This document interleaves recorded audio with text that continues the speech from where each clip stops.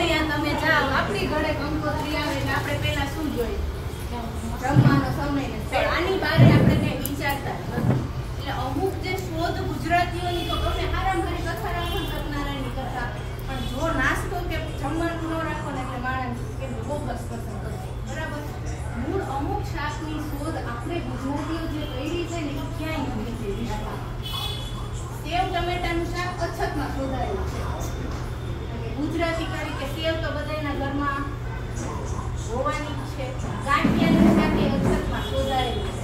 પણ માતાજીની ભક્તિ કરતા આપણે જ્યારે બેઠા હોય ત્યારે ઉંમરમાં અને અનુભવમાં તમારા બધા કરતા બહુ નાની છું. સલાહ આપવાની મારી ઉંમરે નથી ને મને અનુભવે નથી. પણ હું જેટલું ઈશ્વરને જાણી છું, જેટલું સમજી છું, એટલું કહી દઉં કે ભગવાન માત્ર તમારી શ્રદ્ધા અને તમારો ભાવ જોવે.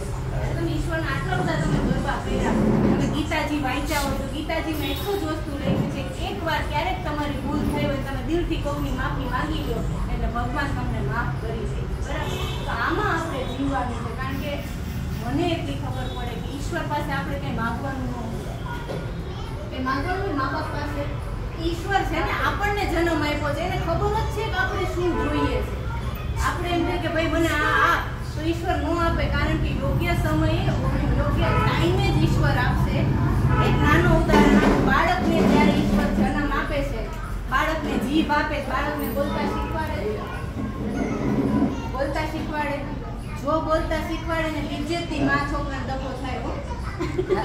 બીજેથી ઓલું ગોદડીમાં બધું કહેતો હોય, હું આખો દી વોટ્સઅપ કરો છે, ગોદડી ભીની થઈ ગઈ.